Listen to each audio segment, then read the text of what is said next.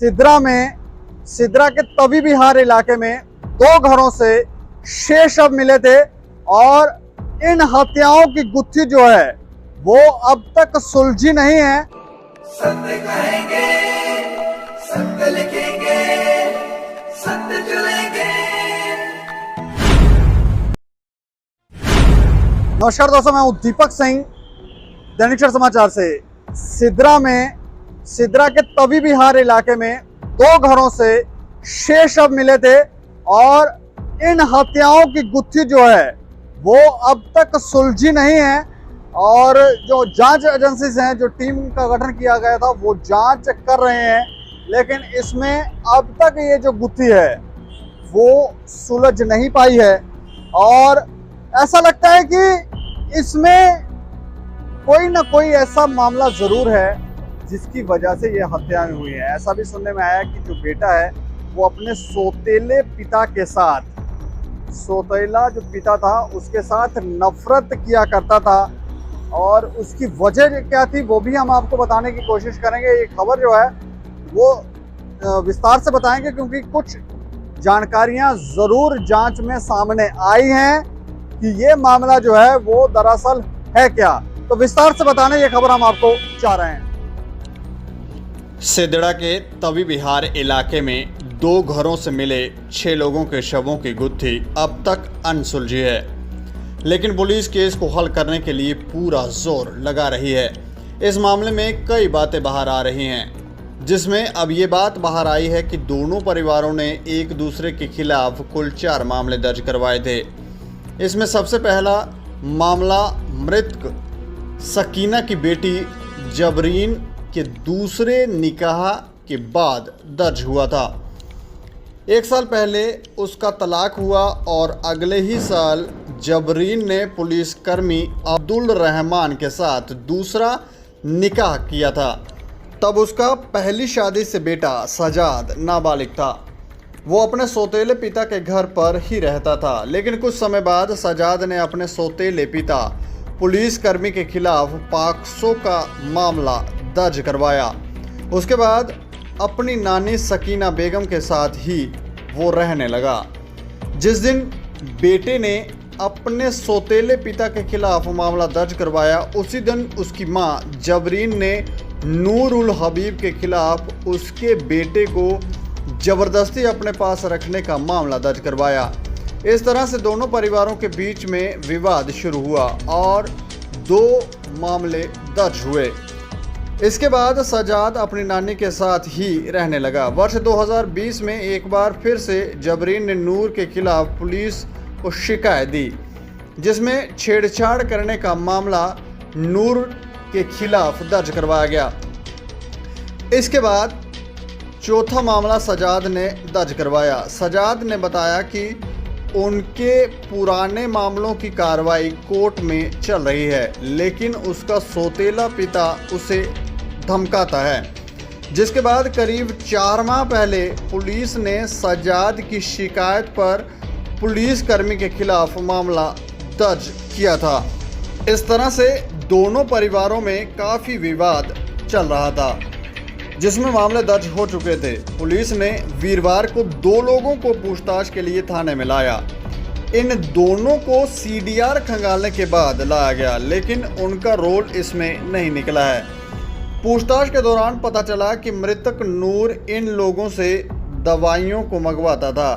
उनसे काफ़ी बातें हुई थी, इसलिए शक के आधार पर दोनों को लाया गया था। पूछताछ के बाद उन्हें भेज दिया गया।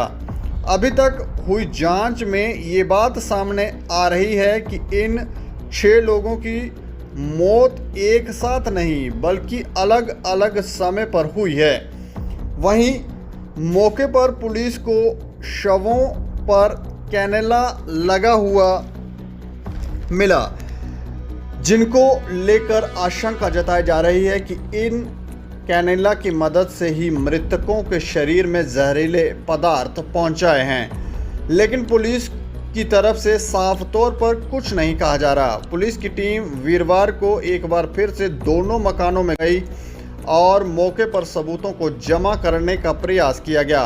बता दें कि तवी बिहार के लेन नंबर 32 स्थित 52 वर्षीय नूर उल हबीब पुत्र हबीबुल्ला निवासी बरजूला श्रीनगर के मकान से मकान मालिक नूर उल हबीब के अलावा 60 वर्षीय सकीना बेगम पत्नी गुलाम हुसैन निवासी मरमत डोडा, सकीना बेगम की पुत्री 32 वर्षीय नसीमा अख्तर और 18 वर्षीय सजाद अहमद पुत्र फारूक अहमद मागरे निवासी पुरानू बाला भद्रवा के शव मिले थे।